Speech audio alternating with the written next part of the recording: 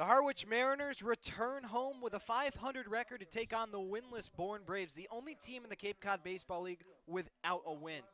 Still in search of Coach Steve Englert's 400th win in his 25th season here coaching the Harwich Mariners. They look to do it on home turf, coming off a 12-1 loss against the Wareham Gatemen yesterday. Wyatt, a brutal game on all ends, offensively, defensively, on the mound. Just what went wrong yesterday and what needs to be corrected if Harwich wants to pull out a win in front of the home crowd? Devin, it looked like it was a deepening start for the Grayson College product in Josh Bostic on the mound. Certainly looked in command, but you look at how Harwich left 9 on base yesterday, and that's kind of been the story for the lineup at times this season. Winning its first 2 games and losing its next 2 games, not exactly getting enough offense with only a run and that RBI base knock early. And then you consider how Harwich only struck out 4 times as well, falling into a lot of ground ball contact as well as in the air. High above the turf here in Al Graber Press Box, Devin Dobeck, Wyatt Kopelman along with you. Thank you so much for joining us as we're just about set to get going. Andrew Armstrong going to be the wing from Florida State for the Harwich Mariners, coming off a year in which he went 2-3 with a 4.19 ERA in his 32 games. Made 2 starts, the rest all in relief. Had a pair of saves and 57 strikeouts, just 20 walks. We are underway at 6:32 with a ball, 1-0. 57 strikeouts in 58 innings. Efficiency wasn't really a question for Armstrong, the rising junior this year. Formerly tapped the All-State team in Georgia after graduating from Flowery Branch High School at 6 strikeouts, career 6 innings against Louisville as well. 2-0 is fouled off to make it 2-1. Andrew Patrick set to lead things off for the Bourne Braves. He will be their center fielder tonight. We'll meet the rest of the lineup just momentarily. 2-1. Big swing and a miss on the fastball, and it's even up at 2. Armstrong making his Cape Cod Baseball League debut for the Harwich Mariners. 2-2. It's going to be fouled off. Nice defensive swing that time from Patrick as he was able to catch up to it, and so we'll do it again. It's already turning into a great at-bat here for the leadoff hitter in Patrick of Wright State. Had 58 RBIs this season. Was a real hitting machine alongside 20 home runs. Checked his swing, did not go. Ball misses up and in, and the count will be worked full at 3-2. Scott Landers is the skipper for the Bourne Braves. After they won it all last year, they're still winless as the 3-2 is going to be in there for strike 3 looking. Patrick can't believe it. He jumps and nods his head in frustration. But nonetheless, it'll be 1 away, and let's meet the rest of the Bourne Braves lineup. Leading off, the center fielder, Andrew Patrick. Batting second, the shortstop, Paul Tomorrow III. Batting third, the second baseman, Cody Shojinaga. Batting cleanup, the first baseman, Garrett Michelle. Batting fifth, the designated hitter, Cam Foster. Batting sixth, the left fielder, Kavi Castor. Batting seventh, the right fielder, Pete Shafreda.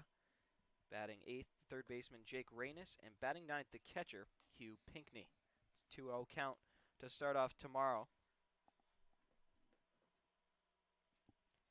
And the next pitch is going to be lifted up into right field. Scannell a couple steps to his left, and he puts it away with ease. 2 up, 2 down to start off Armstrong. Mariner defense tonight looks like this in the outfield from left to right. Ryan Wilson, Jacob Humphrey, and Matt Scannell. Third to first in the infield, Kalen Culpepper, Seaver King, Ali Camarillo, Hunter Fitzgerald, with Brian Art completing the battery for Andrew Armstrong. Digging in is Cody Shojinaga.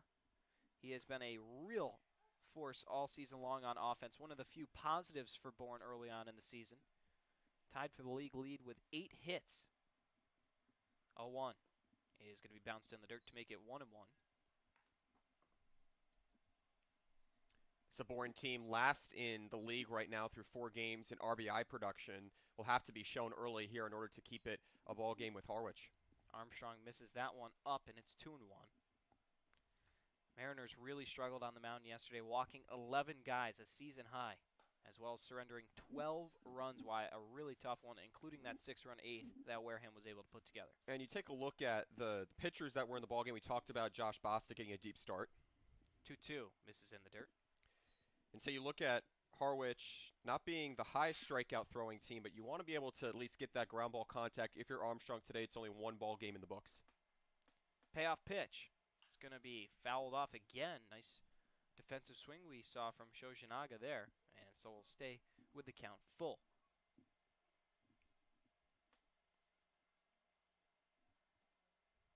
Three balls, 2 strikes. Armstrong delivers. Just misses the inside corner.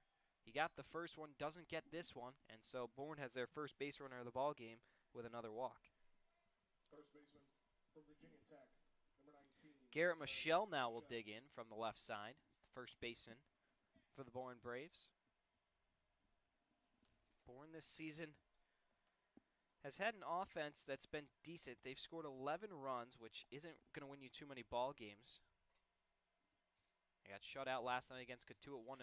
Breaking ball runs in, and it's 1-0. And actually, come to think of it, 10 of those runs came in their first game of the season, which was an 11-10 loss at the hands of the Gatemen. So they've had 1 run in their last 3 games. 1-0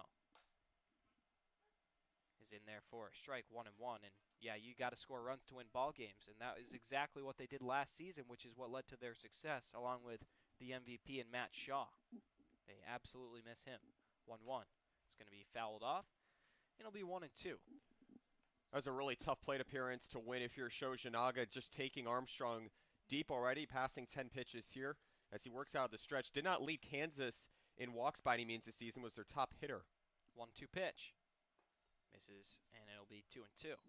Harwich defense 4th in the Cape Cod Baseball League. They've had 3 errors and a .980 fielding percentage.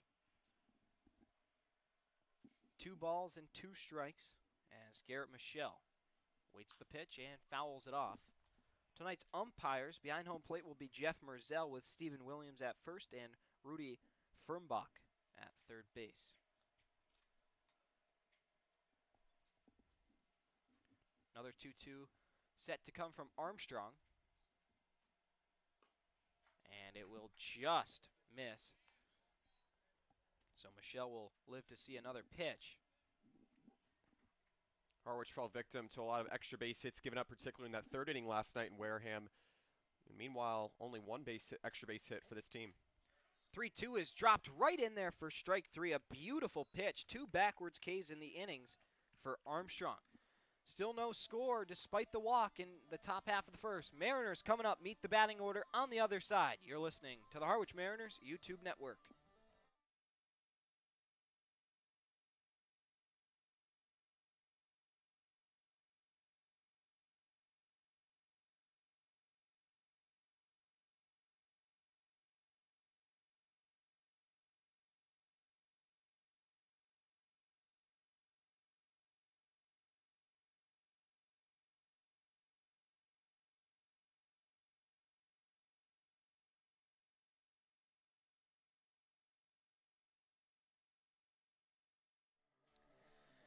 Bottom half of the first, and let's meet the Harwich batting order. Leading off is the center fielder, Jacob Humphrey, batting second. The second baseman, Ali Camarillo, batting third. The third baseman, Kalen Culpepper, batting cleanup. The first baseman, Hunter Fitzgerald, batting fifth. The shortstop, Seaver King, batting sixth. The right fielder, Matt Scannell, batting seventh. The designated hitter, Jackson Horning, batting eighth. The catcher, Brian Arndt, and batting ninth in left is Ryan Wilson. He had a great game yesterday, had 2 hits and lined out to short twice as well, was really seeing the ball great at Splain Field.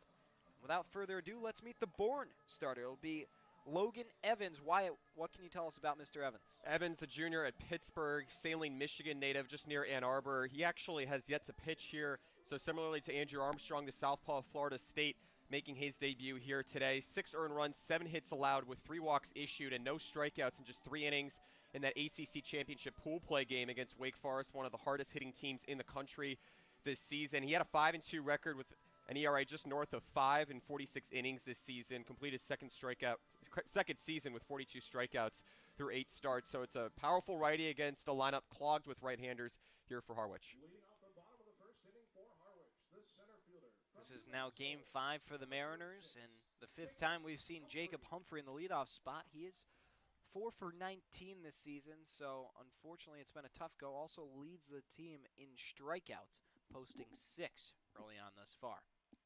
Evans, the big right-hander out there for the Braves. As here comes the pitch to Humphrey. He's going to chop it just foul. It escapes across the third baseline, picked up by Jake Reynes. And it's 0-1. Mariners sporting their home cream uniforms, as well as cream pants, navy socks, says Mariners in navy across the chest, all trimmed in red, as well as the numbers on the back. Bourne in their road navy uniforms with gray pants, says Braves across the chest, or probably Bourne actually, now that I reread it. In red lettering, red numbers with a white trim. 1-1s that count to Humphrey. And here comes the pitch. This is going to be fought off, foul off to the right, and it'll be 1-2. This is the last game to get underway here in the Cape Cod Baseball League. Chatham and YD is all the way in the 7th inning. We'll get to the scoreboard in just a few moments.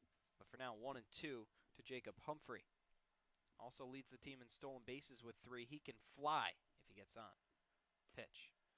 Just misses outside. A nasty breaking ball from Evans. Pitcher's pitch, but Humphrey wouldn't bite, and so it'll be 2-2.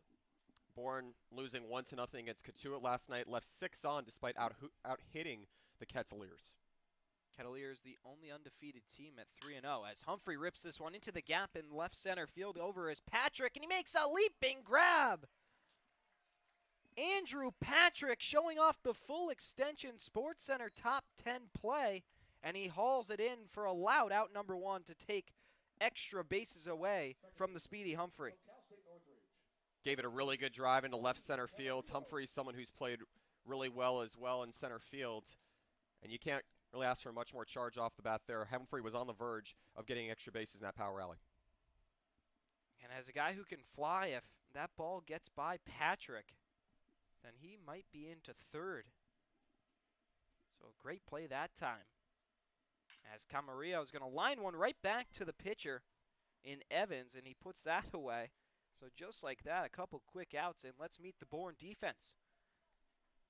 Bourne is 7th in the Cape Cod Baseball League with 4 errors and a .972 fielding percentage. Left to right in the outfield is Kavi Castor, Andrew Patrick, and Pete Shafreda. Third to first in the infield, Jake Reynes, Paul Tomorrow III, Cody Shojinaga, Garrett Michelle, with Hugh Pinkney doing the catching for Evans. Kalen Culpepper digs in. It's very quiet offensively yesterday as first pitch runs inside for a ball. Culpepper just had a walk yesterday and went 0 for 3 other than that. He's also been hit by a pitch twice, which is tied for the league lead. 1-0.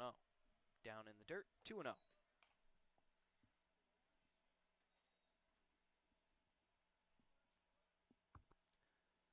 Culpepper just a measly 2 for 12 with 3 walks through his first 4 games. He's hitting the 3-hole all 5 games as well. That one on the outside corner to make it 2-1. And those are sometimes the pitches that you just end up living with. Right-handed batter taking a slider outside. Perhaps not your pitch to even go after that time. 2-1. Misses way outside, and it's 3-1. He's been a guy who's been successful in working the walk. He's up to 3 combined walks in his last 2 games. See if he can get one here and start a little late rally for the M's. 3-1. It's going to be popped up into foul territory, but there's room for Michelle. He'll range over and in and make the play for out number 3. Mariners go in order despite a lineout and a diving catch made by Patrick. 0-0 heading to the 2nd. You're watching the Harwich Mariners YouTube network.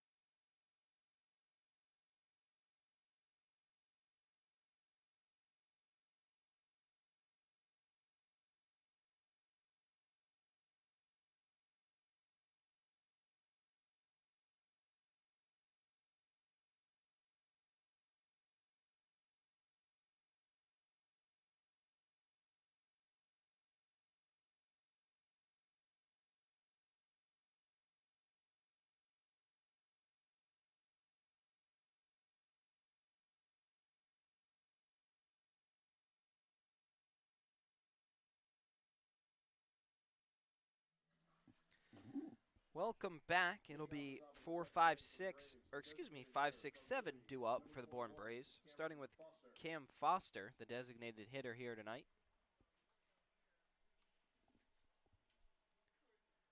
Foster on the season comes in hitting .222. Attends Liberty and a native of Douglasville, Georgia. First pitch to him. He's going to miss for a ball, 1-0.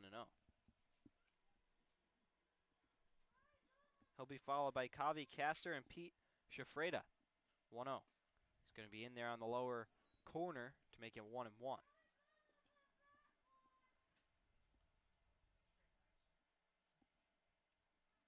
Armstrong delivers, and it will be just below the knees to make it 2-1. Chatham and YD are knotted up at 3 in the bottom of the 7th inning at Red Wilson Field. Katuitt on top of Brewster, trying to stay undefeated 2-1 in the bottom of the 6th. Hyannis trailing Falmouth 3-1 back at McKeon Park in the top of the 3rd. And Wareham knotted up with Orleans 2-2 in the bottom of the 3rd. 2-2 pitch is going to run inside, almost got a piece of Cam Foster, but he gets out of the way. And so yet another full count for Andrew Armstrong, the Florida State Seminole. Orleans losing 2-0 in Chatham last night. A bit uncharacteristic there, despite getting just 3 against this Mariners team a couple nights ago. Payoff. It's going to be whacked foul off to the right. And so we'll stay at 3-2.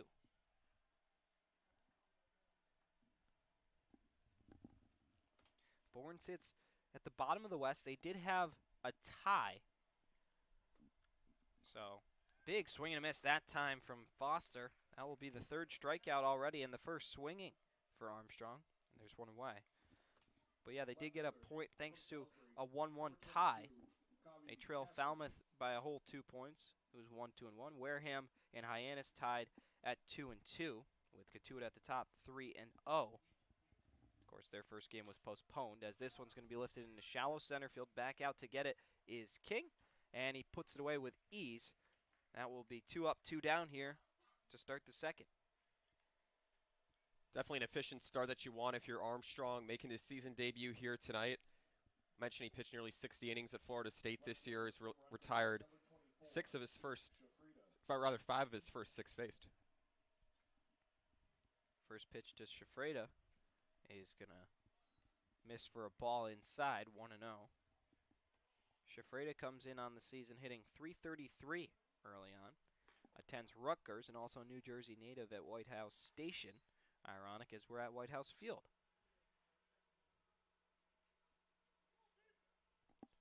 That's just 2 for 6. Hasn't had too many reps as he cuts on the 2-0 pitch for a strike. Bourne has hit 3 home runs to the Harwich 0. Harwich the only team in the Cape League without a home run. And when you think about all the power between Fitzgerald, Culpepper, Jones, you're a little surprised to see it hasn't happened yet. 3-1 pitch on the outside corner to make it a 3-2 count. Nice pitcher's pitch that time. Not much that could have been done. Another payoff. Breaking ball misses up high, and it'll be another walk. Shafreda heads down to first with his free pass, and carbon copy of the first inning, it appears. Patrick started things off in the first with a strikeout before Tomorrow flew out to right, and then there was a walk, and then another strikeout. Here in the second, strikeout, fly out, and then a walk. So we should be on pace for a strikeout. Here we go. We'll see if Jake Reynes wants to change that script. There goes the runner. The throw down to second is going to be wide. Nice play by Camarillo to make sure it didn't get into center. Brian Arndt got a little excited there, and luckily Camarillo able to pull it back in. It'll be a stolen base for Shafreda. And Harwich hasn't faced or forced too many ground ball double plays this season. I believe it's only 1 or 2. Now that's been eliminated here, albeit there's already 2 outs. First stolen base of the season for Shafreda, as be 2-0 to the batter and Reynes. Speaking of which, 4-6-3 double play really had Bourne off the base pass last night. They actually had Reynes pinch run before falling 1-0. Swing and miss that time to make it 2-1.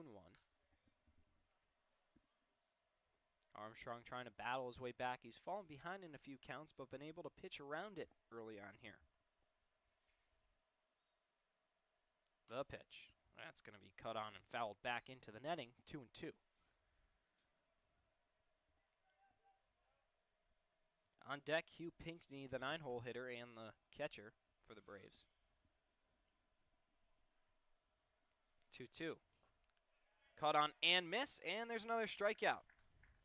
So 4 batters up, and 3 of them are retired, although Shafreda got in a scoring position.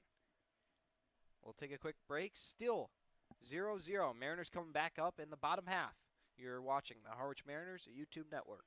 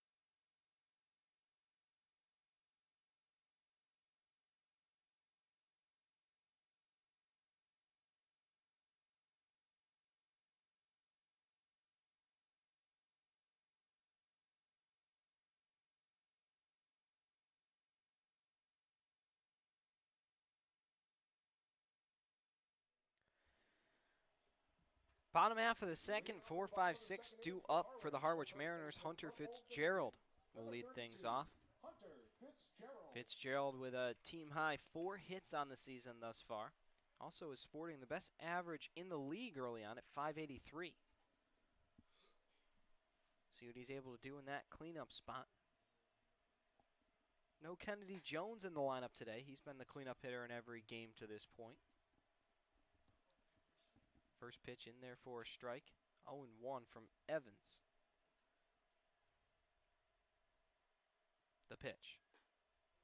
In there for a strike. 0-2. And I'm sorry, highest on base percentage at 583, not highest batting average. He does have the 3 walks to complement those 4 hits.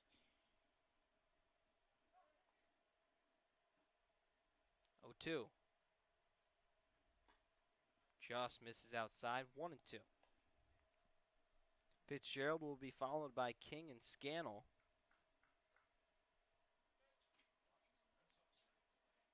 Evans trying to pitch his way out of this one.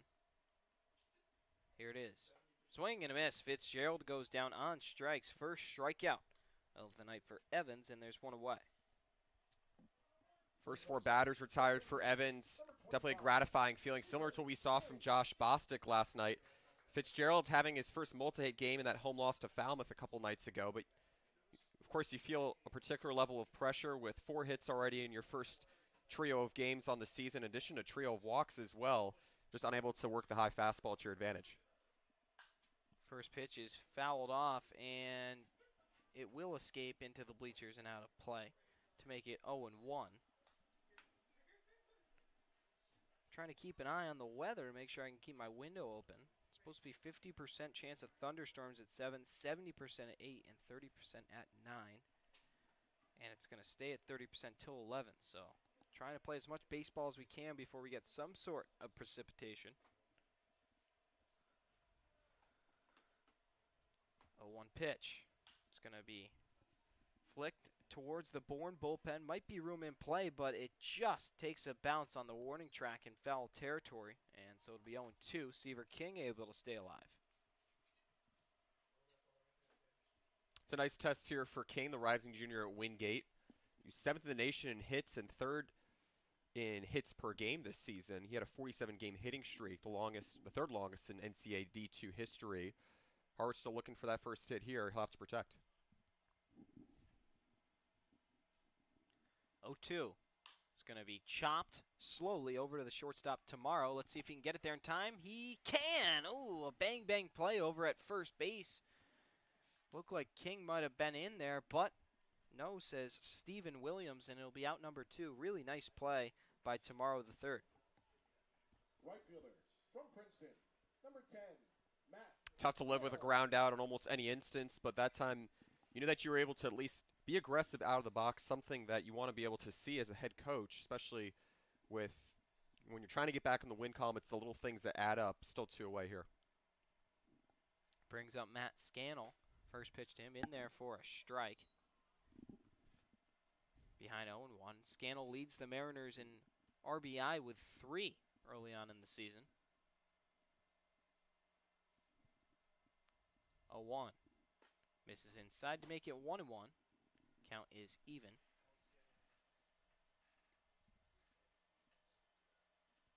Got some ground ball contact thus far if you're Evans. Fly out as well. Scannell has been one of the better hitters for Harwich thus far.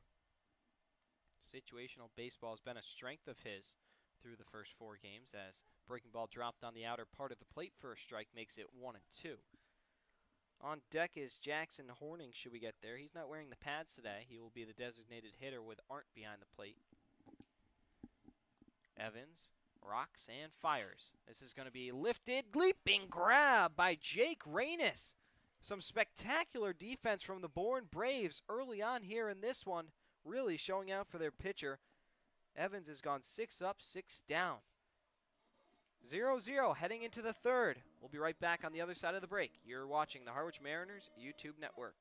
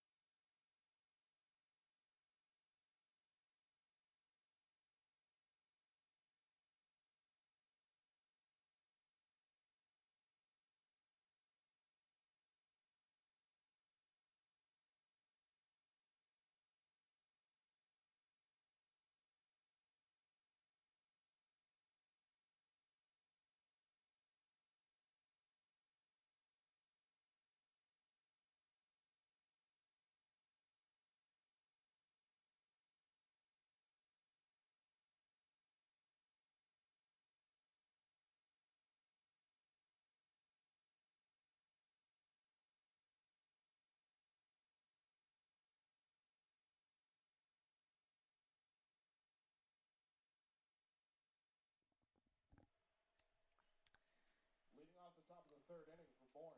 It'll be 9-1-2 for the Bourne Braves. Hugh Pinckney digs in. Only Bourne Brave who has not come up to the plate. He'll be followed by Andrew Patrick and Paul Tomorrow the third. Andrew Armstrong back out there for his 3rd inning of work. He's been great. Still not a hit in the ball game, but after saying that, I'm sure we'll see one in the coming at-bats. It's 0-1.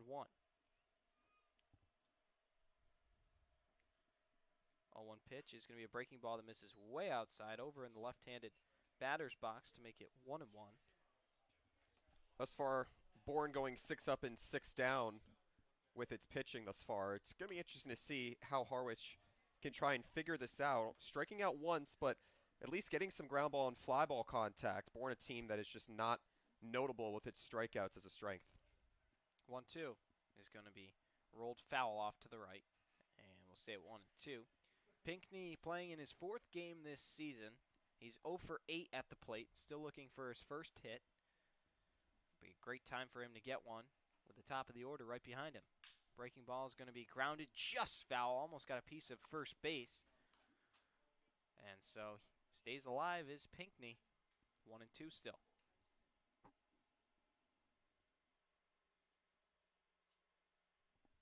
It does not necessarily feel like the skies are going to open up, as that one just misses the outside corner. A really good pitch that time from Armstrong. But yeah, the skies look pretty good for right now. I'm sure it's going to change in a little bit, but yeah, for right now, it looks all right.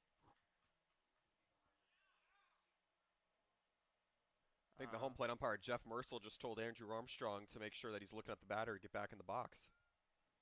Seemed as if he had started the windup. 2-2. going to be chopped foul, and once again, Pinckney stays alive.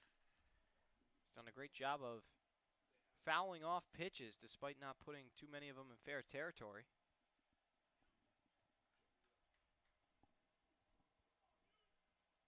2-2. It's going to be lifted high and deep out to right field. Going back is Scannell in front of the warning track. He pulls it in.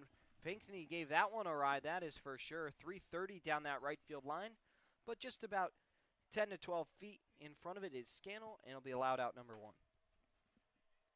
Center fielder from right. Did a good job of pulling it there, just not getting enough lift on it. The wind really not blowing out towards right field. American flag is really not blowing out towards either direction right now. Andrew Patrick up for the second time. He struck out looking back in the first. He's ahead in the count now, 1-0.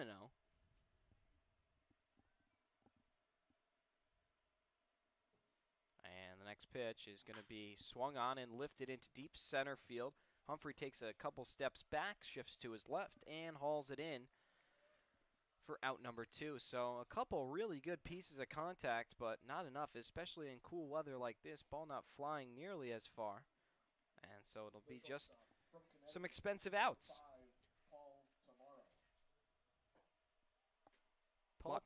A lot of balance to admire here through the first time of the order for Armstrong. The southpaw has really gotten a good mix of strikeouts.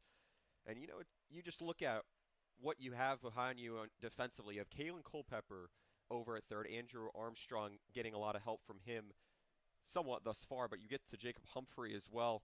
Matt Scannell doing a job of playing the line as well. 0-1 pitch after the bunt attempt is going to be popped up. Might be room in foul territory for Brian Arndt, and he's got it. Not too much trouble that time. 3 up, 3 down. It's a 1-2-3 third.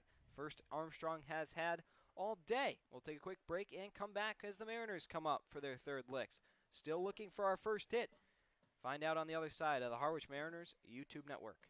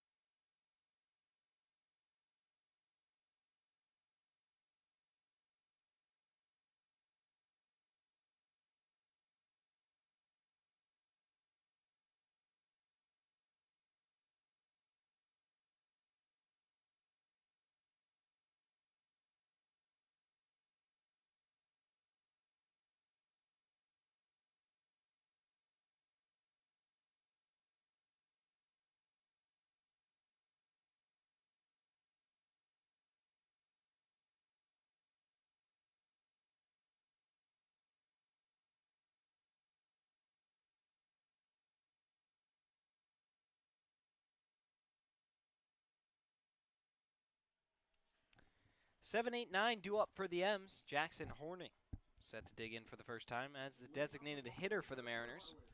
Started off hot, had the first multi-RBI game of the season when he knocked in 2 people back on opening day against the YD Red Sox in a 4-3 win. Since then, he has quieted down, hitting .286 still though, so very respectable, and he stayed in the lineup. OBP of 375 across his 7 at-bats.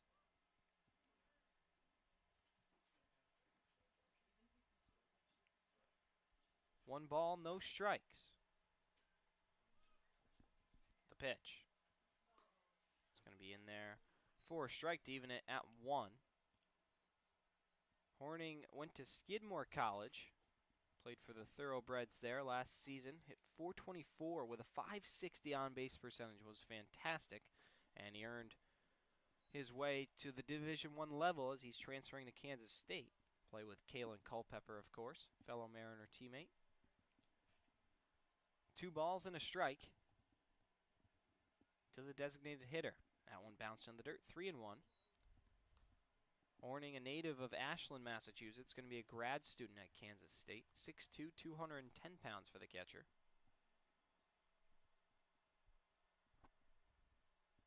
3-1 pitch. It's going to be ripped and snagged. What a play by Evans. Grabbed it on one bounce off the mound. That was some unbelievable reflexes. We saw him do it on the line out, and now he snags it on the one hopper this time. So score that a 1-3 putout, and it's been 7 up, 7 down for Evans thus far. Number 11, Brian Hart. Leadoff men reaching base was a theme early yesterday for Harwich, going 3 for 3 there. Definitely something to admire with the pair of walks and 2 hits across the second and third innings, but ever since just has not been a key theme right now. 0-1 to start Brian Hart, and yeah, the Bourne pitching has been better in most categories over the Mariners. Of course, those numbers for Harwich skewed last night after the 12-1 loss with 11 walks. That really changed a lot as Arndt rolls this one over to Shojinaga, who throws on to first just in time to beat Arndt, and it'll be 2 up, 2 down here in the third.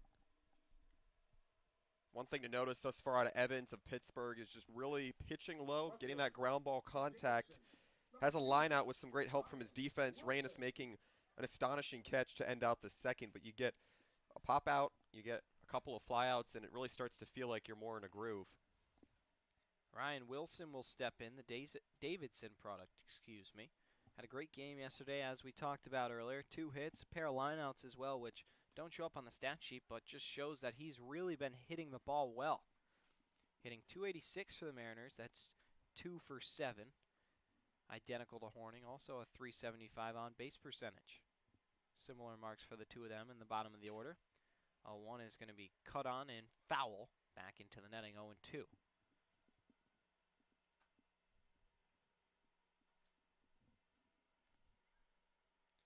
Led Davidson last year in doubles with 17, home runs with 17, and RBI with 54. Walked 33 times as well for the Wildcats.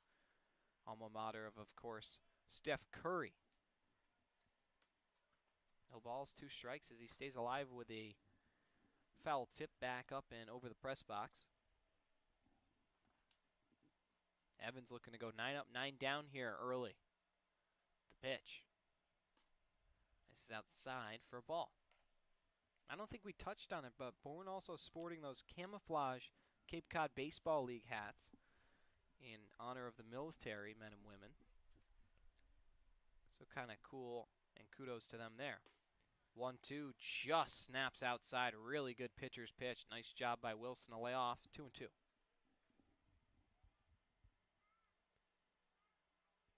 Bourne hasn't given up a lot of earned runs either. Entering today, top 3 in the league and fewest earned runs allowed. It's just been a matter of leaving too many on base.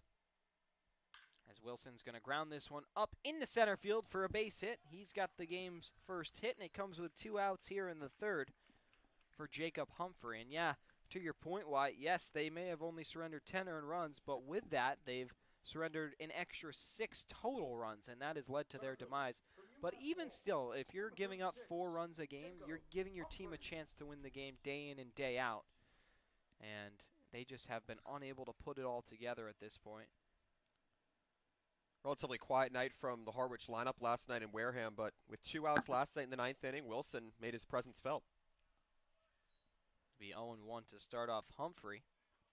Humphrey hit a blast into the gap in left center field before it was taken away by Andrew Patrick with a leaping grab.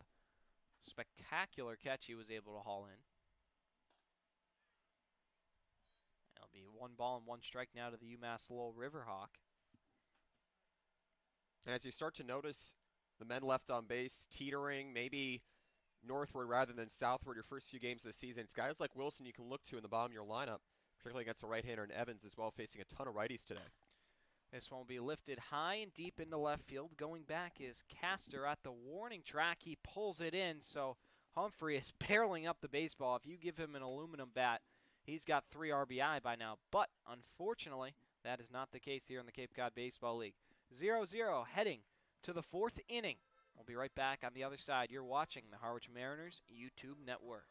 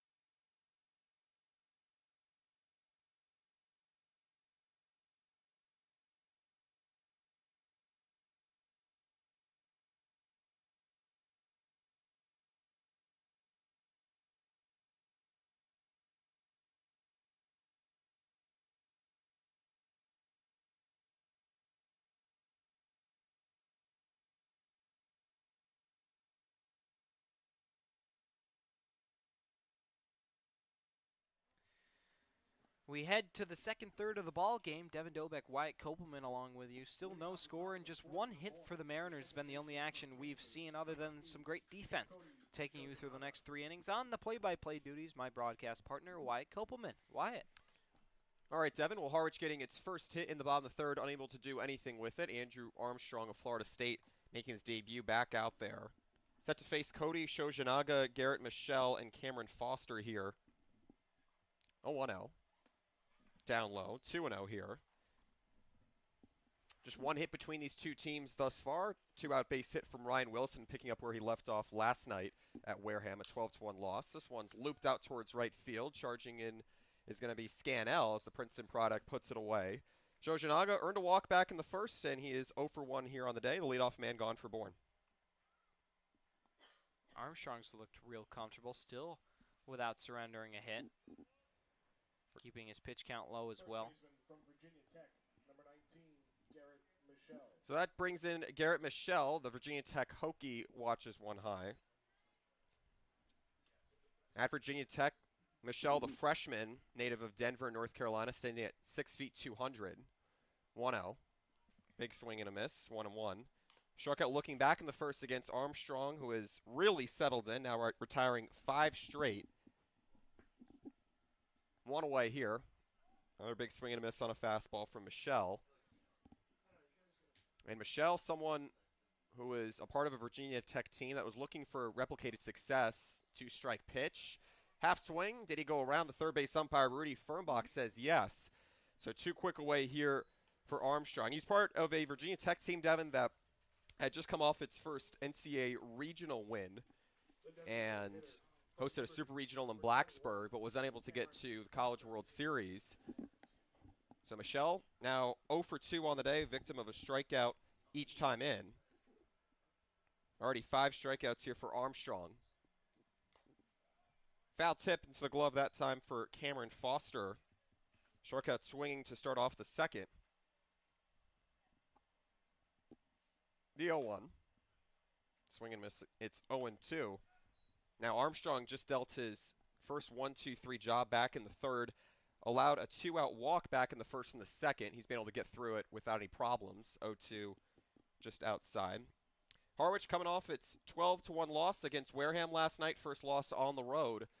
Steve Englert, the 20th-year head coach, still trying to get to his 400th win. 1-2 breaking ball just off the outer half. It's been tough going thus far for Armstrong, the southpaw on the mounds. Key matchup here, Devin, a tall right-hander in the box as Armstrong tries to win it here with one more strike, if not a ground ball.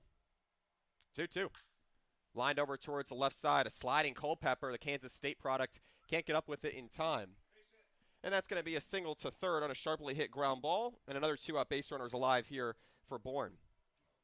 And you consider how Bourne has been able to work quick angles thus far. It's just by staying disciplined, and that time Foster getting his first hit on the evening, just able to sit back on that one a little bit and pull it away. Yeah, tough play for Culpepper there. Tried to time the slide so he'd have a chance to get up and make the throw. And he does have a rocket. Unfortunately, just couldn't field it cleanly, but a tough play nonetheless. A hit apiece here. Southpaw and Cavi Castor steps up. The left fielder 0 for 1 here today. Popped out to short back in the second. First pitch, a strike there. If you're just joining us late, Harwich getting its first hit back in the third after going down 1-2-3 back in the first and the second. Still no score here from Whitehouse Field. Harwich looking for a win to snap a 2-game skid. That one lofted foul. Castor attended Salisbury and hit .367 this past season with a .462 on-base percentage. Strikeout and a fly-out here in the top of the fourth for Armstrong, the southpaw, Florida State. Pitching nearly 60 innings this season down in Tallahassee.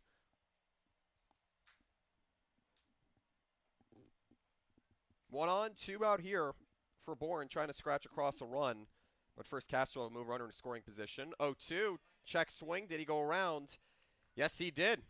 6th strikeout here for the southpaw of Florida State in Armstrong. He's cruising here through 4, despite allowing just 3 base runners thus far.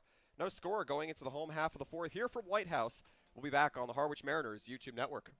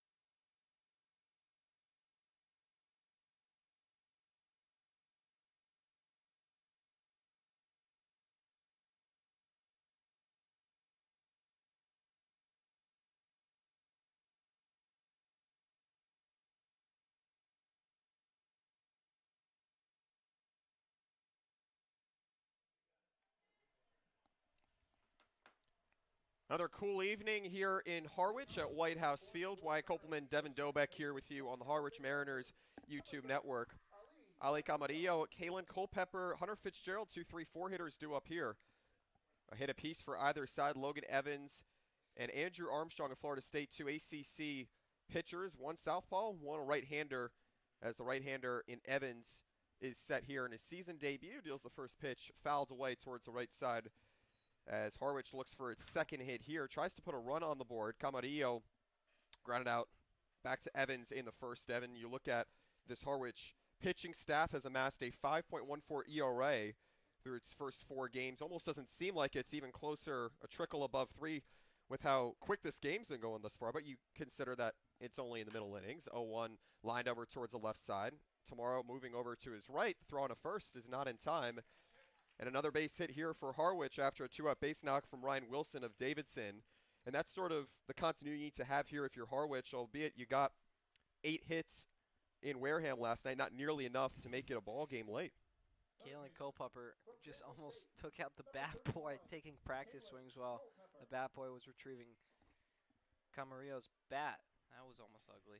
But yes, to your point, Wyatt, the pitching has been decent. You just got to get the offense going, and Harwich finally with a leadoff man on. Let's see if they can get this lead, especially if the skies are going to open up. Want to make sure you get the 5 innings in with the lead so you don't have to go and play this game one more time, and so you can get in the win column. Well, it'll be up to Kalen Culpepper here on a 3-game reach base streak here for Harwich. Try and move the runner into scoring position for the first time here today. Tap back behind home plate, 1-1. Culpepper, that rising junior at Kansas State, who was 3rd on the Wildcats in average this season, headlined the Big 12. Started all 40 games he played in, 2 for 12 with a trio of walks through his first 4 games here in Harwich. Holds 3 combined walks over the past pair of games. Both losses for Harwich, a 2-1 drop for the Mariners here against the Falmouth Commodores 2 nights ago. That one tapped foul.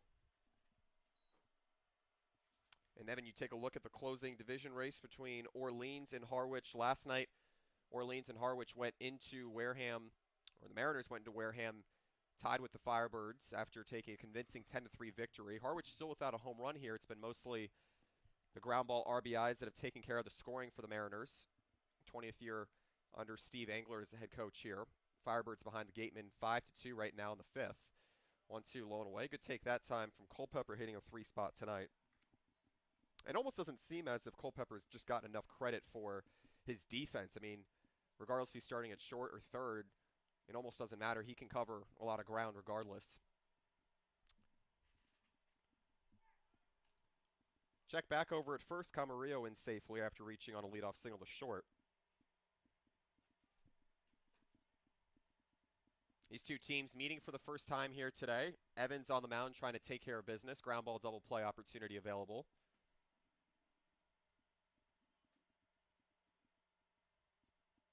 Here's the 2-2. Highly tapped over towards the left side. Rain is charging on. Barehanded grab, and he won't make the throw down to first. Another infield single here for Harwich, and it has men on first and second here, still with nobody out. And you'll take that if you're the Mariners. Not the prettiest that always get the job done, but it's all about the result. Now you got 2 men on for arguably your best hitter, so pretty good spot to be in.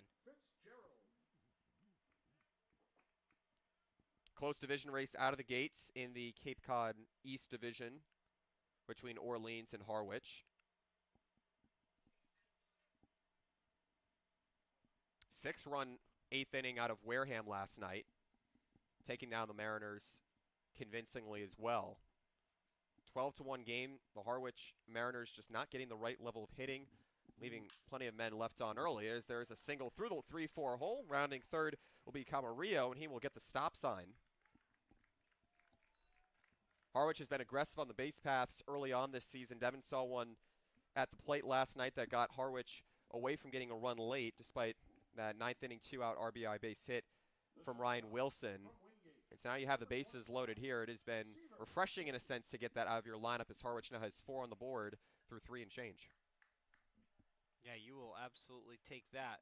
3 straight singles to get going for Seaver King. Now you have a chance to grab the lead. The situational baseball has been something Harwich has struggled with, but now you got someone who's been great in Seaver King and driving in runs, as well as Matt Scannell, your leading RBI man, on deck. King, the Wingate product, watches one down the middle for strike one. 0 for 1 here today. Grounded out to shortstop back in the second. Harwich in the driver's seat here to try and take the lead by at least one, if not leave the fourth with a crooked number against the Pittsburgh man in Evans. An 0-1 chopped over towards the right side.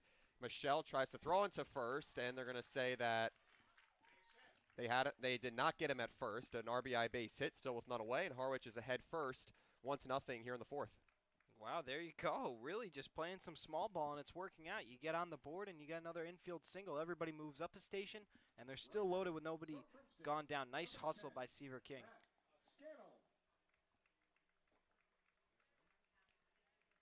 So that moves everyone 90 feet over for the Princeton outfielder in Matt Scannell.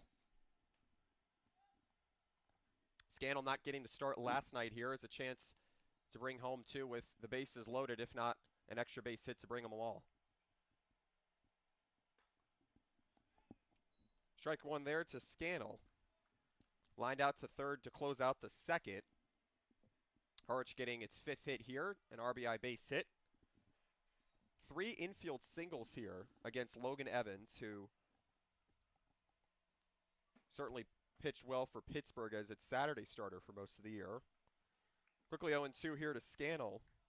1-0 lead for Harwich here in the bottom of the fourth. Harwich is getting one hit through the opening 3 frames. Evans has been working efficiently with a strong balance of ground ball contact as well as flyouts. Just one strikeout on the evening thus far. Came back off at the start of the second. On third, Culpepper. Second, Fitzgerald. First, King. 0-2, and it won't be dealt. I'm not sure what's going on here. Maybe pitch clock? I have no idea. And Scannell was in the box as well. So a clock violation not on Scannell, but on Logan Evans, starter here. Scannell appeared to be in the box on time. Evans now working from the right side. A 1-2, line away. Now you look at last night, Devin. Harwich in much need of a road win after losing 2-1 here at Whitehouse Field 2 nights ago. Had that 1-0 lead going into the third. Of course, can't live with just having a 1-0 lead going into the fifth. Those innings always seem shorter than they actually end up being, with how Harwich won on opening night 4-3 with that 5-out save. Lofted away, foul. Scannell will stay alive here.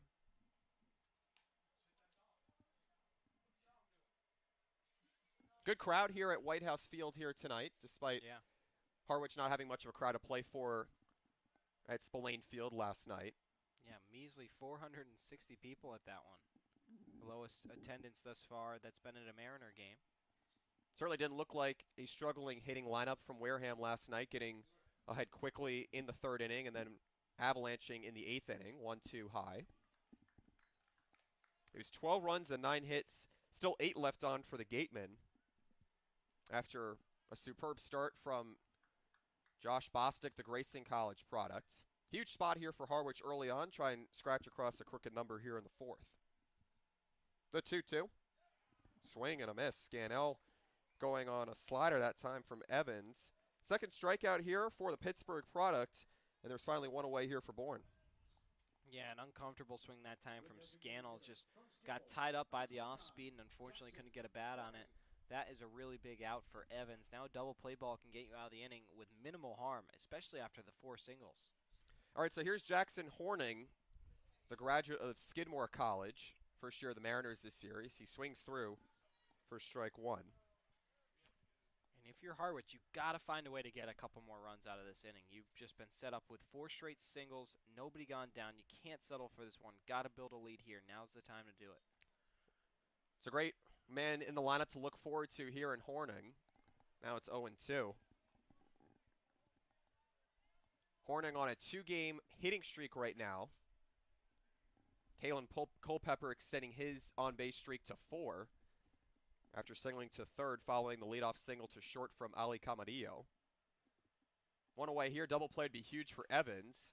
Instead, he gets the strikeout. Third strikeout for Evans, back-to-back punch-outs here in the fourth. And there are 2 away here for Brian Arntz, looking to get redemption after grinding out to second back in the third. And that will be a building point to monitor as the game goes on. You look at how Harwich established that 3-0 lead back here on opening night even. But Yarmouth Dennis did not go away. Falmouth certainly didn't go away after taking the lead and its second lead 2 nights ago here at Whitehouse Field. If you're Brian Arntz, you feel a great sense of pressure, but you also feel a sense of confidence knowing what you've been able to do in your short time here through 4 games in Harwich. Yeah, he's been pretty good. A pair of RBIs for him and a handful of hits. I believe he has 3.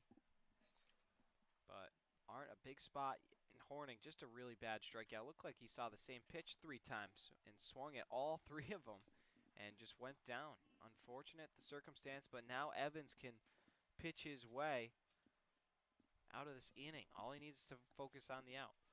Well, Arndt, the UNC Wilmington product, has a multiple RBI game already. Looking to extend that here.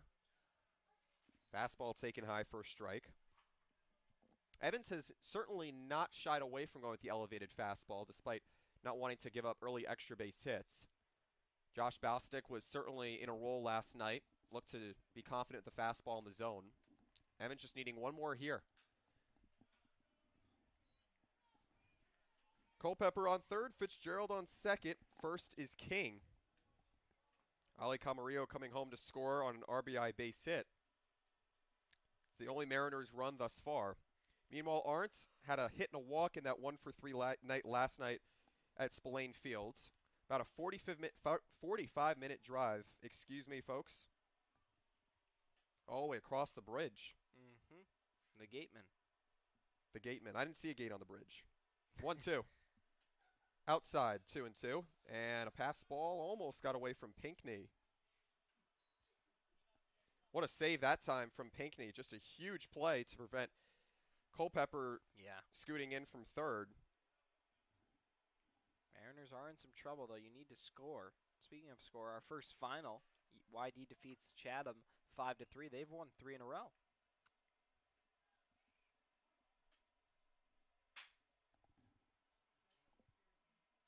Now, Arndt has not been a new customer to the Cape Cod League this season. Tries to stay alive here. 2-2 outside on a slider. This could be the biggest pitch of the ball game coming up. 3-2, 2 outs, bases loaded, runners moving on the pitch. You got Brian Arndt up, and you got a chance to blow this thing wide open. No shift here for Bourne. Big chance here for Brian Arndt. 29 hits at UNC Wilmington this past season. The 3-2, runners go. Served out towards center field. Patrick charging on. It's dropping for a base hit. 1 run comes home to score in Culpepper, and right behind him is Hunter Fitzgerald. 2-out RBI base knock for the UNC Wilmington man in Brian Arndt, and the returning Harwich Mariner gives those Mariners a 3-0 lead here in the bottom of the 4th. Really nice piece of hitting. Arndt able to get his hands inside, barrel that thing up, and dump it into center field. That was an awesome piece of hitting, and Mariners now have a little bit of breathing room early on in the ball game. 5th single of the inning, though. Wow. A trio of infield singles here in the 4th, taking care of the Mariners scoring, getting the bases loaded here. Brian Arndt coming through with a huge hit, his 4th on the season, redeeming himself after grinding out to second back in the 3rd. Now runners on the corners here as King moves over to 3rd. Not the most powerful hit that time from Arndt as he sets up Wilson appropriately. This one is lobbed over towards the right side, chasing over Pinckney as it ricochets off the fence, and the inning continues here.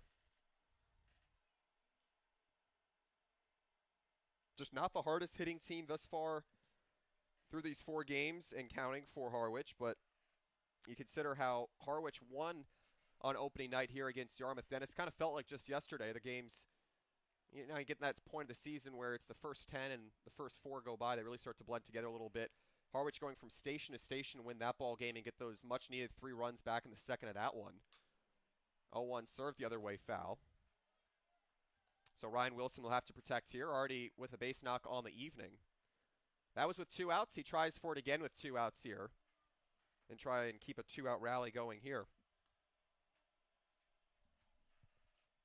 Logan Evans at Pittsburgh this year, a 5-2 mark, an ERA just north of 5 as he misses outside.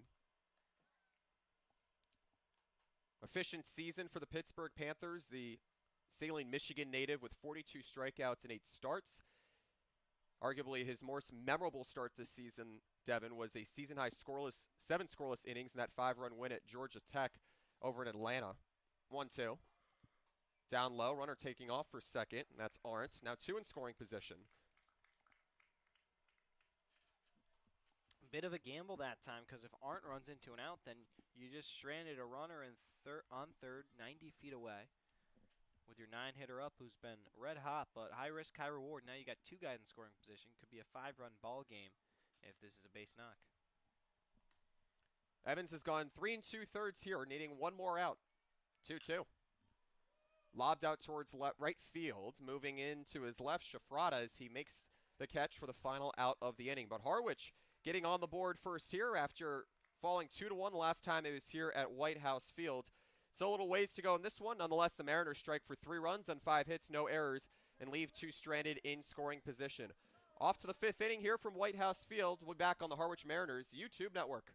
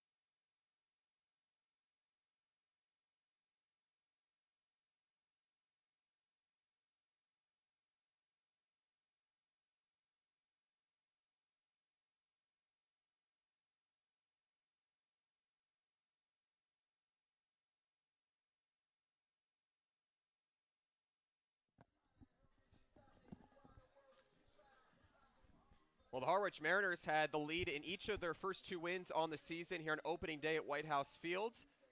Took a dominant 10-3 victory at Eldridge Park, despite allowing multiple Orleans runs in the late innings. And now playing with the lead here against the Bourne Braves of the Cape Cod West Division for the first meeting on the season. Due up here, the lower third of the order for Bourne. Pete Shafrada, Jake Reynes, and Hugh Pinkney stepping in here after Logan Evans was able to get the final out of the 4th. Now into the 5th, the swinging strike, that time from Andrew Armstrong, the Florida State product.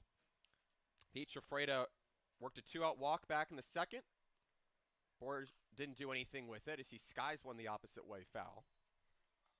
And this has been a strong attribute to have in your debut thus far, Devin. Despite falling to 2 3-ball counts back in the 1st, it's been relatively smooth sailing since, as the 0-2 is chopped over towards the left side. Quick play at short for King as he makes it in time. I don't even say if it was chopped, it just hung in the air for about a 1.5 seconds there, despite a great read from the D2 Wingate product in King. There's 1 away. Yeah, he didn't know if he should play it in the air on the bounce, and he elected to play it on the bounce, and it worked out. Caught it right up near his groin area and flipped it right on over to first for the first out. All right, here's Jake Reynes stepping in for the 2nd time today. Struck out swinging back in the 2nd. Goes through a slider that time. Another final. 6-2 Brewster tops the Kettleers and hands them their first loss of the season. Line foul. A come from behind win, although that game only lasted 8 innings. They must have called it due to light or weather. I'm not sure exactly why, but Brewster will take it. 0-2. Fastball high. Goes to 1-2 on Reynes. The redshirt junior, University of Maine, native of Baltimore, Maryland. Appeared in all 51 games for the Black Bears this season. 0-2 outside. I'm expecting to get some rain in the next 13 minutes, so Got to find a way to get these next 2 outs to make sure you can lock up the lead and the 5 innings. Trying again here is Armstrong. Check swing. The appeal from first base umpire Stephen Williams says no. That's a payoff pitch here to Reynes, who's battled back nicely despite striking out swinging back in the second. Experienced a great deal of development at Maine this season, America East All-Conference first team, as he shoots this one out towards center field, moving to his right Humphrey as the UMass Lowell man makes the catch. 2 away here in the 5th, 3 straight retired once again here for Armstrong. And he's getting that balance of the fly ball contact, Evan. He's had a few strikeouts. I say few shallowly. He's had 6 to this point. And that's certainly going to be important here facing this right-handed heavy Bourne lineup. A team that has just not produced at the league average level for RBIs this season. Still a lot of time to go within this one. Just misses low there. Reynes unable to win the battle. It's Hugh Pinckney stepping up here, the catcher 0 for 1 here tonight. Serves it out towards shallow left field. Charging in from short King. He can't make the diving catch. Great effort from King that time, ranging over a lot of ground to cover. Just unfortunate, was a little out of his reach. Really nice placement that time by Pinckney, and that's going to be his first hit in the Cape Cod Baseball League. So the second hit here today for Bourne. First hit going back to an infield single over to third back in the 4th. Cycles the lineup here for Andrew Patrick. Right State product here stepping in for the 3rd time. He's 0 for 2 on the night. Out of the stretch, Armstrong, a bunt attempt, back pick down to first, and there's nobody to get it. Humphrey, or rather that's Fitzgerald's, who was off the bag. Unfortunately, he didn't have Pinckney down into second. It almost didn't seem as if the catcher and Arndt here tonight and Fitzgerald's were on the same page there. Typically, you want to at least have your man 1 to 2 steps at most off the bag. There was more of a discrepancy there. Arndt typically will make that call himself and just hope the first baseman's aware, or the third baseman. We've seen him snap throw it a handful of times here early on in the season. And the Harwich starting pitching has been decent all season long. You really can't complain, but none of them have earned a win. 1-1 low. Yes, Harwich has gotten a pair of 4-inning starts. One of them a scoreless start. That was on opening night from the Old Dominion product in Sam Armstrong. And albeit he didn't get the win, Joe Savino, the returning Harwich Mariner, got the win there. See how far Armstrong can go here as he misses high. Key here for him will be to keep command after a strong season at Florida State this year. He's facing a Horizon League all-freshman team honoree here in Andrew Patrick. Hit .323 this past season, his 2nd season with Wright State of the Horizon League. 3-1, shot down the left field line, but it goes foul. 3-0 Harwich here in the top of the 5th. Both starters have been dominant thus far, combining for 8 strikeouts. But Harwich exploding for 3 runs on 5 hits back in the 4th. Looking to get back in the win column here tonight. Payoff pitch. Runner takes off, and it gets called looking. A nasty slider down the middle of that time on Andrew Patrick. He gets caught watching for too long for the 2nd time here tonight. As Bourne brings 4 to the plate, scoring no runs on 1 hit, no errors, and leaves 1 man stranded. 3-0 Harwich lead going into the home half of the 5th here from Whitehouse. 3-0 lead. This is Harwich Mariners baseball on the Harwich Mariners YouTube network.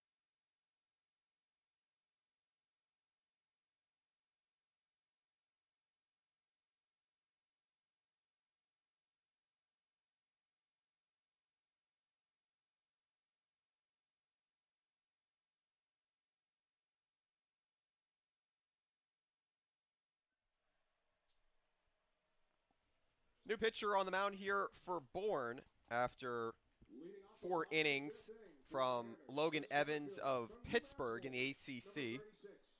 Another ACC pitcher on the mound here. This time it's the freshman at 6'4", 190, Jacob Exum of Virginia Tech. Last pitched a couple of nights ago. Gave an earned run, 3 hits, 1 walk, 3 strikeouts in 2 1/3 in a 2-run loss against Brewster as he deals one low and away here to Ali Camarillo, his first customer here in the bottom of the 5th. Scoreless top half of the 5th for Bourne. Give you the final line in a moment. 1-0 from the sidewinder, taking on the outer half. So it's 1-1 here. Camarillo leading off with a single to short back in the 4th after grounding out to the pitcher and Evans back in the 1st. The 1-1 outside.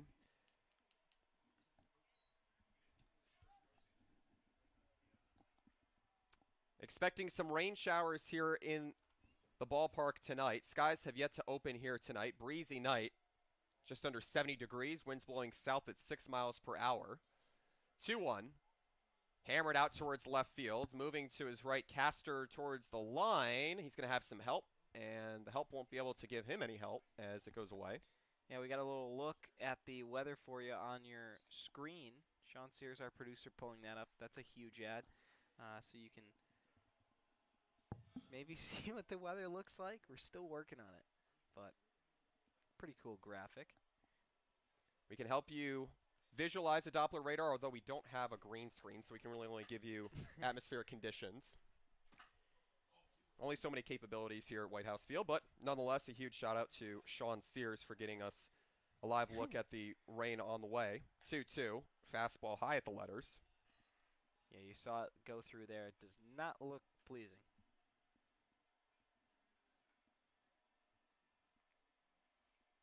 Exum with 6 scoreless outings in 29 innings at Virginia Tech this season. A hard-throwing right-hander. Has shown the fastball already here against Camarillo. 3-2. Taken on the outer half. Gets called looking. The first strikeout here for the new man on the mound in Evans. And it's the 4th overall for Bourne here tonight. The leadoff man is gone for the 4th time tonight. Tough break for Humphrey there, going down on strikes. He does lead the team in strikeouts. I believe he will be up to 7 now, but he was hitting the ball well, seeing it, making great contact, had a hard fly out into the gap in center field, and then a long drive to the warning track and left in his first 2 at-bats. That time just unfortunately gets rung up looking for the walk. So Humphrey falls to 0 for 3 on the night. Called strike that time. Camarillo grounding out to Evans back in the 1st. Signaling to short back in the 4th. Exum hadn't gone more than 5 innings at Virginia Tech this season as he deals the 0-1 low.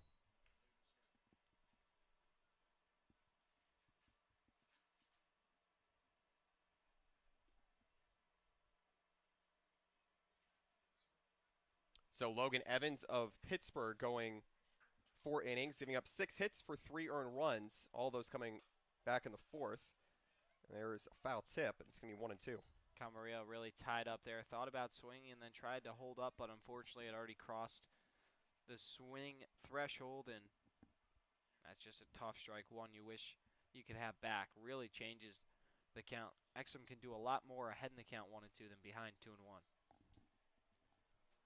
1-2 outside. 5 singles back in the 4th for Harwich, getting another lead here at Whitehouse Field. Early this season as well, Harwich last year went 14 wins and 16 tries when leading after the 6th.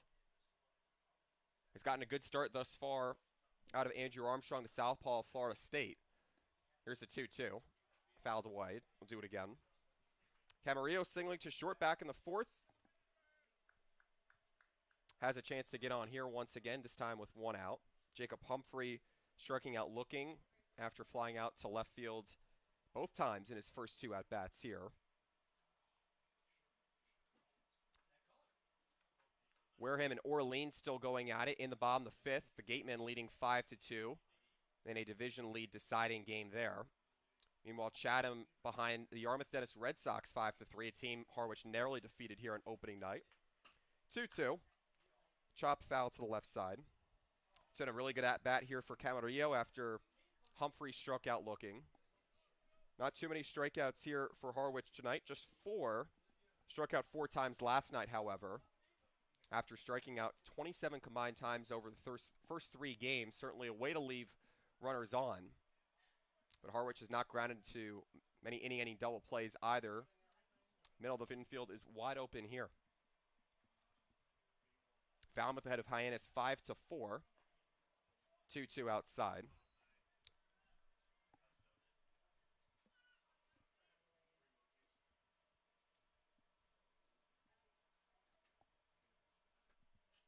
Three-0 lead here for Harwich. Huge chance already here for Camarillo to get on base. 3-2. Skied out towards center field. Patrick moving on. He makes the catch. There are 2 away. Looking strikeout to Humphrey and a fly out here. Yeah, so lineup starting to go quiet again here. Devin, you look at 3 straight singles to lead off the 4th. And Exum, perhaps the right choice here to lead off after Evans went 4 innings of 3 earned runs. yeah, and that 4th inning was really the only offense you've really had. You had 1 hit throughout the rest of the game. You've gone down in order 2 times. Could be 3 if Culpepper gets out, and you had 4 batters come up in the 3rd. So other than that, really quiet offensive night for the M's. Got to find a way to be consistent, keep your pedal to the metal, because it's just been a really tough offensive stretch for them as of late. So no walks, 3 strikeouts, 3 earned runs on 6 hits for Evans. Grounded foul to the left side. 1-1 here to Culpepper. Harwich with a day off tomorrow before going to Yarmouth Dennis for a rematch with the Red Sox. Mariners entering here tonight, hitting .242 as a team. 1-1, a big swing and a miss that time. It's 1-2. Exum loses his hat, it seems, every other pitch. That thing just flies off his head.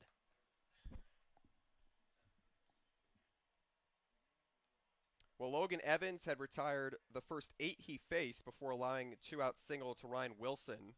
Got off to a great start, ran into a little bit of trouble as this one's lofted in the infield, left side. Tomorrow, camping under, makes the catch.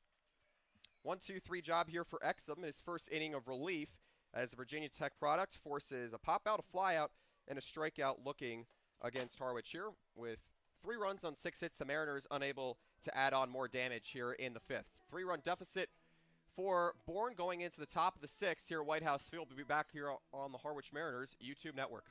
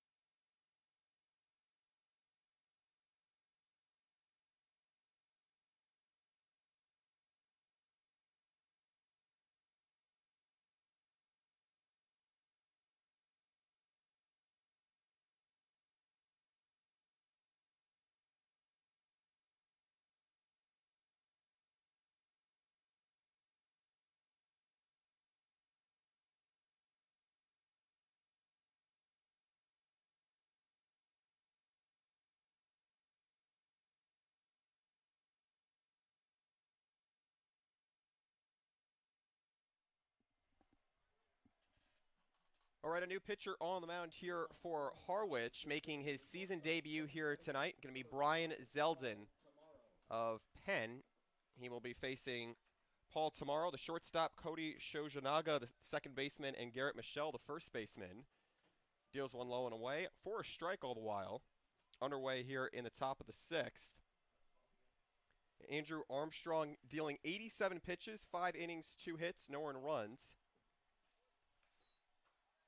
Yeah, he was sensational. You got to be happy with his performance. He's lined up for the win, and much deservingly so. He was getting deep in accounts when he first got out on the mound, but really settled down and was very efficient.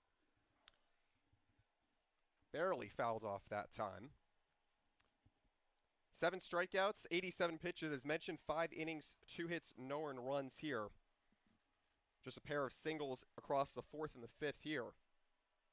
0-2, misses well. Outside, goes back to the backstop. 1-2 here to tomorrow. Victim of a foul out to the catcher here in Orange and a fly out to right field back in the first. Traditional wind and fire there. It's going to be 2-2 here. Yeah, he brings that glove over his head. Kind of old school, I would say. Very prominent with how he holds his hands and what he does in his motion. 2-2 just goes high. So it's Bryant pitching to the battery mate in Brian Arndt. 21 strikeouts with a 3.74 ERA. What in the world was that? Whirling dervish off the mound. So 3-2 here to tomorrow.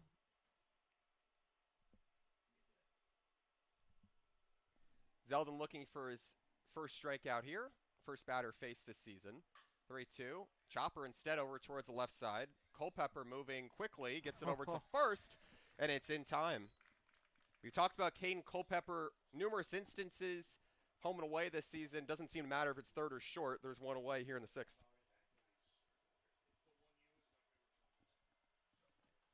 Yeah, really great play by Culpepper to cut that off before King could get there. As I'm not sure what's going on right now. Umpires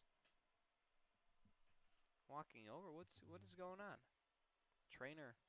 Considering the lightning in the area, perhaps. Amanda Lusky, the Harwich trainer, now consulting with Jeff Mercel. So we are in a weather delay here with one away here in the top of the 6th. Harwich ahead 3-0. 8 hits combined between the two. 2 for Bourne and 6 for Harwich after a 5-hit 4th inning. That gave Harwich its first and only 3 runs on the game. And Devin, you consider how both relievers have settled in this one following Logan Evans with the 4-inning start. 6 hits allowed, 3 earned runs. Meanwhile, for Andrew Armstrong, a clean 5 innings with 2 hits allowed and 7 strikeouts. You look at how long they have to wait in addition to how long Exum and Zeldin, who have each faced 3 for Exum and 1 for Zeldin, have to wait, and how long they get that continuity back as it develops into a good flow here just over midway through this ball game. Yeah, I got some thunderstruck going now in the background. We got some serious time to kill. I believe it's 30 minutes you need to see between strikes before you can resume play, but they're putting the tarps out. I think that the coach is going to talk this over. You see Scott Landers over there and Steve Englert. They're going to see if they want to just call it now. And unfortunately, as much as I'd love the Mariners to get a win, your 400th win, getting kind of a win through 5 innings is not exactly how you want to do it, but unfortunately. You may coin it as zapped in a sense? Yeah, zapped, exactly. Precisely. So we'll see what the verdict is here. But a good offensive performance for Harwich thus far. 3 runs through the 5 innings that they've been up to the plate, and we'll just see what the coaches are going to decide to do here, Wyatt. Well, it was 87 pitches out of Armstrong, as 7 strikeouts were dealt from him, 3 for Logan Evans thus far. We'll talk a little bit more when we step away for a moment and come back with more Harwich Mariners baseball right here on the Harwich Mariners YouTube network.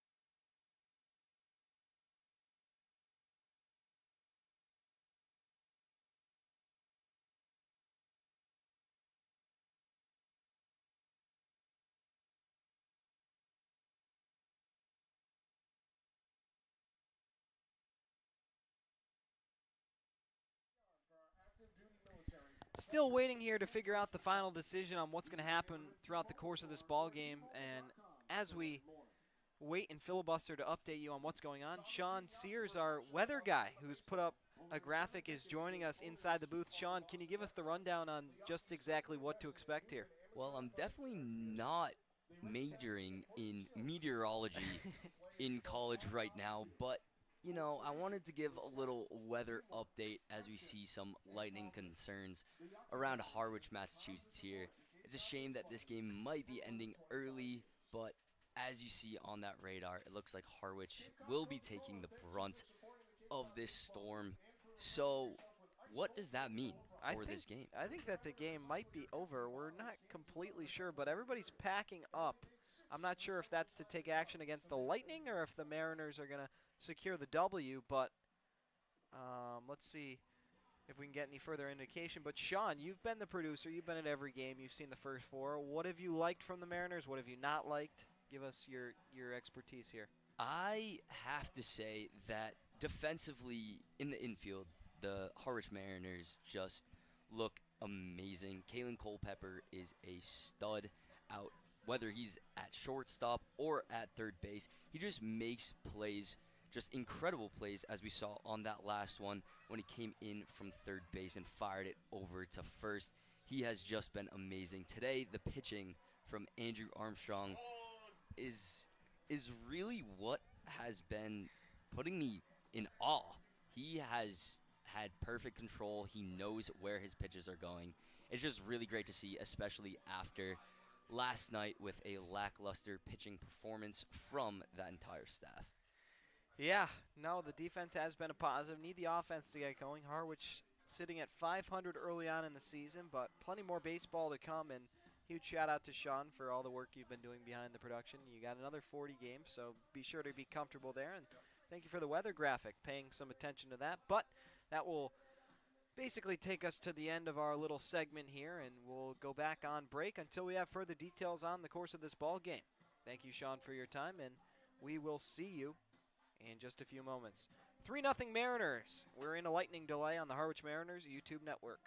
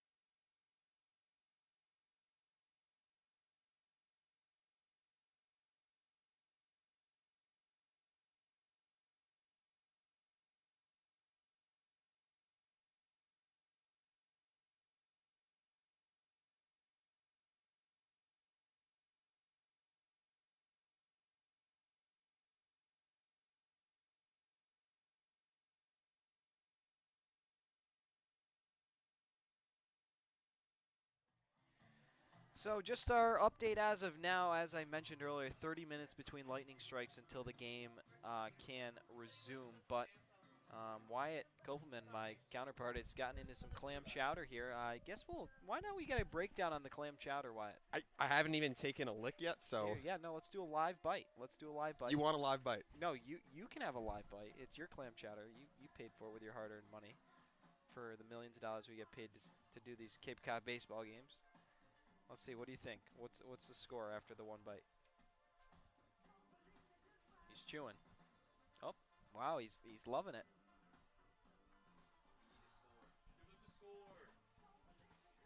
Oh, he's still processing. What do you got for us? 9.1 out of 10. 9.1 out of 10. That's a high score. I might have to get some chowder. Whitehouse Field's chowder is supreme 9-1 here. from Whitehouse Field. Wow, this is unbelievable score you're handing out. All right. I'm definitely going to have to get some. But, yes, ladies and gentlemen, if you have other things that you could spend 30 minutes on, be sure to do that. We'll stay here. And in the meantime, if our stream crashes by the time you're back, then you know the game's over and the Mariners won. So that's exactly where we're at.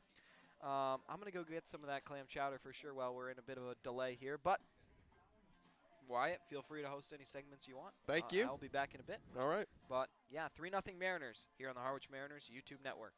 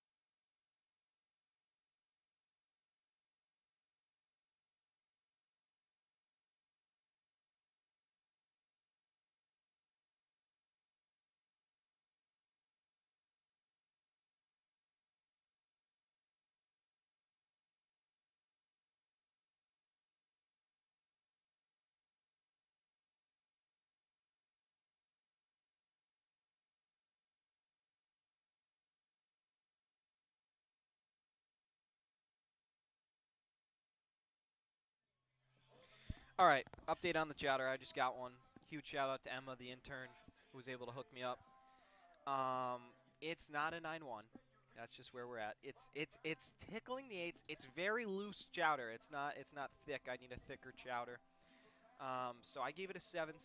That was the score. It's got the flavors there. The flavors there. The ingredients are there. But other than that, yeah, that's where we're at. 7-7. That's a score. Whitehouse Field clam chowder.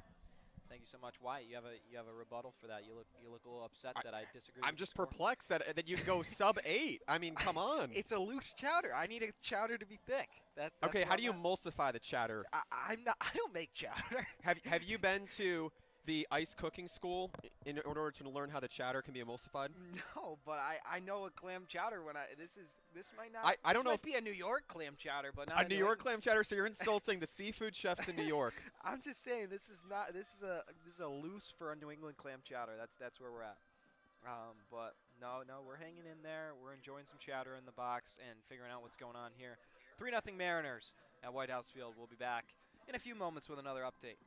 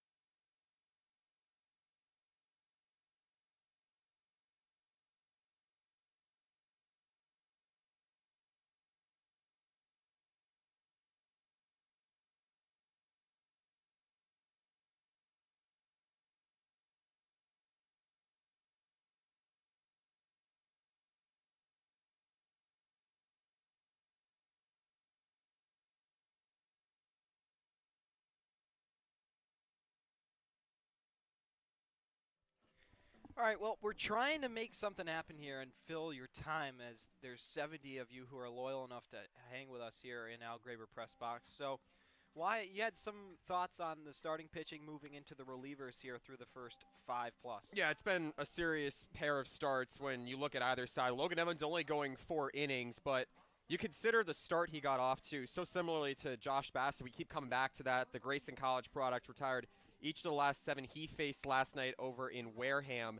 You know, he got a trio of strikeouts in addition to some ground ball contact, a little bit of fly ball contact, but not as prevalent there. And today, the mix for Evans hasn't even been strikeouts, Devin, but you also just consider the ground ball contact he's gotten for a team that has really lacked in the RBI production. That's been crucial here tonight for the Bourne Braves as they look to give Harwich its second loss at Whitehouse Field on the season. But to also consider Andrew Armstrong hardly touching 90 pitches, you consider the efficiency he's gotten. Yes, he's gone over 18 batters faced, but you also realize that he didn't give any earned runs. Extra base hits were a problem last night after the early innings once Josh Bastick was hooked from the game. And right now it's been a resounding difference when you consider the pitching efficiency that Harwich has gotten at home.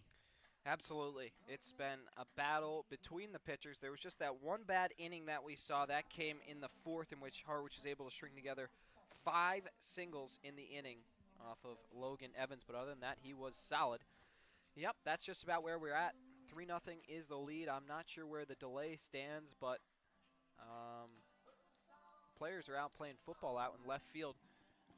Too bad our producer has ditched us, or we could get a shot of it for the people to stay entertained. Matt Scannell's going out wide, heading back as there's a bomb right in the bucket. He dropped it. Ugh. You can't drop an out route like that. No, you It's can't. not even an out route. I'd say it's more of a fade route given it went past the box that time. But yeah, he's at Princeton as well. You think he has something to offer as a second-string wide receiver this fall? Yeah, sure, absolutely. But he's going to start to have to hold on the ball, as I'm not seeing that now. But yeah, 3-0 Mariners. We'll take another quick break and be back. You're listening to the Harwich Mariners YouTube Network.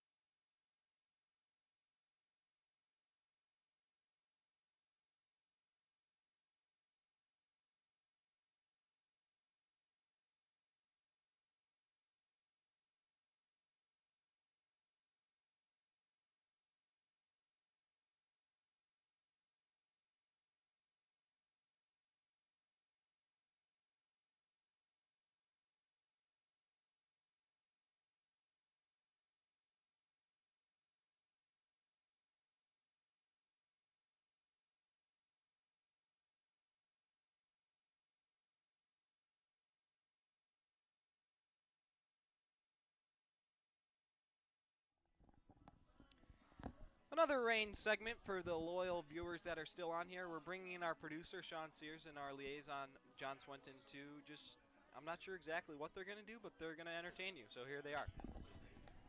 Hello, Mariners faithful. Thank you for staying on this stream. Greatly appreciated.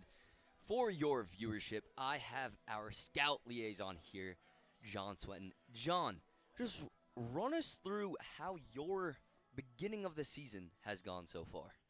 It's been pretty seamless so far, no complaints. Loving that, loving that. So can you walk our viewers through what you really do and what this league is about for these players? So for a lot of these players, this is an opportunity to get recruited by big league scouts. So my job is to stand near the scout area and make sure everything goes smooth for them. Loving that. So do you hear that, folks? John Swinton here could be helping out your son, your brother, your grandson, for all we know, getting to the big leagues. Big shout out to him for that.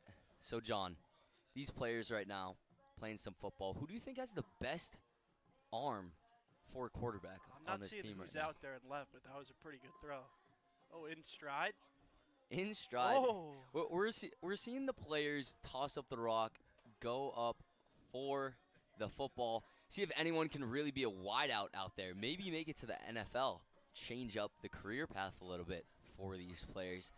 But it is looking likely, folks, that this game will be over. We keep seeing lightning in this area and hearing thunder around. So it's seeming as though this game will end, which would mean a Harwich victory and Englert's 400th. A big milestone for the skipper. Got to love it from him. If you have been a Harwich Mariners fan, you have been following him on this journey to 400. That's a big milestone. Have to give a big shout out to him.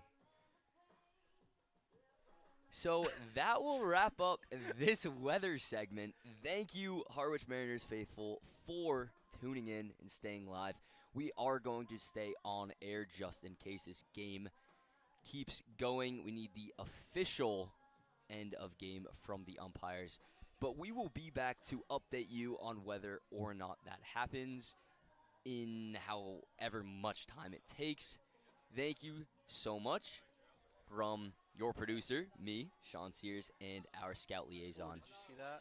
John Swinton. Big lightning. Big lightning right above us. Thank you guys for tuning in.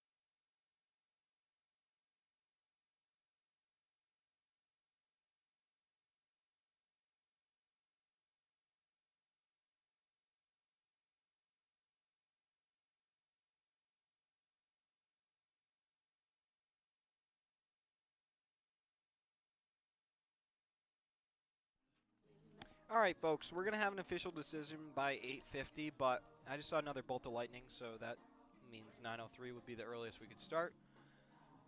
Yeah, sit tight. I don't see a world in which this game is going to resume, but you never know. That's why I'm in the booth and not making the decisions down on the field. Sit tight. We'll be back 3-0 Mariners in the top of the 6th.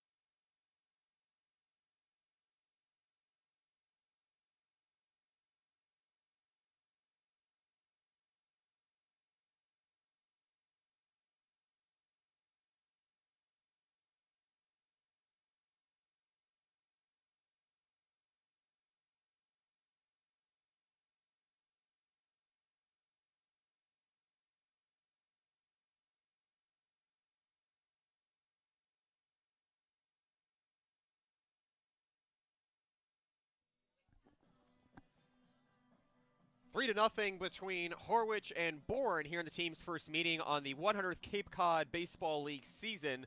Wyatt Kopelman and Devin Dobeck here with you. Devin, a 3-run fourth inning for Harwich, all off of singles, giving the Mariners their hits on the evening aside from their first back in the third. Got a 2-out base hit from Ryan Wilson. Meanwhile, for Andrew Armstrong, the left-hander of Florida State, he went 87 pitches, Devin, no earned runs, 5 innings through. He went 2 hits, 2 walks, 7 strikeouts. A very convincing start here in his season debut, as this one looks to be called from Whitehouse Field. Yeah, he was fantastic. I mean, a little shaky getting deep into counts. He did throw 87 pitches, which is a lot when you're throwing 5 innings of work. But you know what? He did the job. He surrendered just the 2 hits, and he was phenomenal overall. You really can't complain with what he gave, and I'm really satisfied with what we saw from Armstrong. And that's got to be really good to know going forward when you have a strong arm in your staff.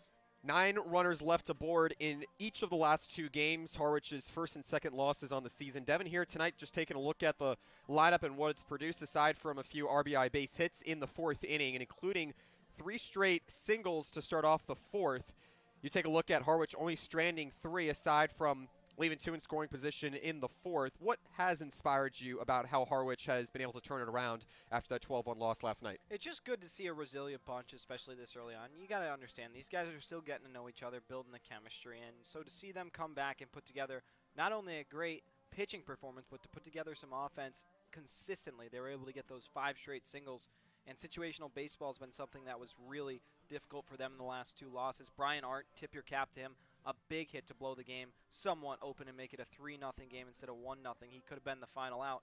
So you got to really be satisfied that you're getting that from your veteran guy, second year here in Harwich. And, yeah, very comforting to know that they're going in the right direction. 2 out, 2-run double from Brian Arndt, the UNC Wilmington product, giving Harwich that 3-0 lead. As it stands here, Harwich with 3 runs on 6 hits, no errors committed. Meanwhile, Bourne taking its first visit to Whitehouse Field here on a breezy evening, just under 70 degrees here in Harwich, Massachusetts, scoring no runs on 2 hits. It's only 2 hits on the evening, originating back in the 4th and the 5th inning. Single to third base from Cameron Foster, the designated hitter, in the 5-hole here today. And then the 9-hole hitter in Hugh Pinckney with a 2-out single to left field.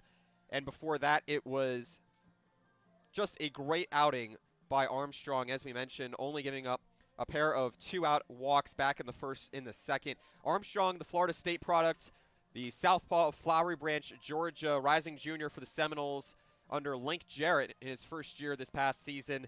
He's in line for the win here after he threw 87 pitches, no earned runs, 2 hits in 5 innings with 2 walks and 7 strikeouts issued. On the other side, the losing pitcher, Logan Evans of Pittsburgh in the ACC. He went 4 innings full, giving up 3 earned runs on 6 hits, no walks, and 3 strikeouts. Again, all those 3 runs coming back in the 4th inning as well. Evans was a convincing pitcher. You take a look at what Josh Bartek got last night in the start last night here. The Grayson College product retiring 7 straight, and it looked as if it would be a similar occurrence considering the momentum that the right-hander had until the 2-out mark of the third when he gave up the single to Ryan Wilson. You look into what Harwich goes into tomorrow, 3-0 win here tonight, going into Yarmouth Dennis, a team that Harwich was able to hold off just long enough, getting that 7-out save out of Jacob Gomez, the left-hander of Old Dominion.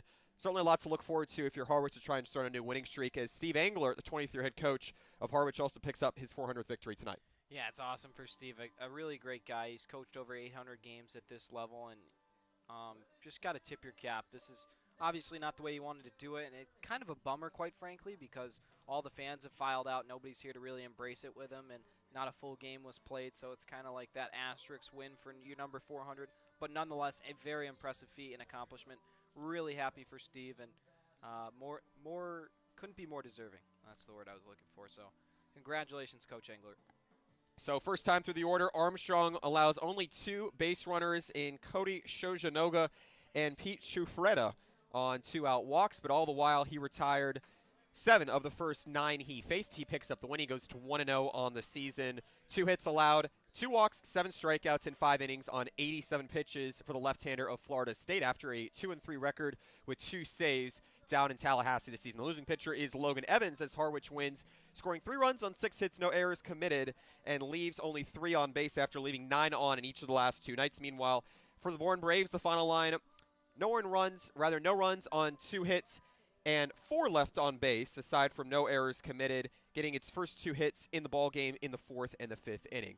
Until tomorrow, the Harwich Mariners will have off, 2 days from now, back in Yarmouth Dennis. The Harwich Mariners will have a rematch with the Red Sox after winning 4-3 back here on opening day. But for now, Harwich wins 3-0 with the win going to Andrew Armstrong in his season debut. That's just about does it here from Whitehouse Field. For our producer, Sean Sears, and for my broadcast partner, Devin Dobeck, I'm Wyatt Kopelman saying so long. We'll talk to you in Yarmouth Dennis 2 days from now at 4:15 p.m. We'll talk to you then.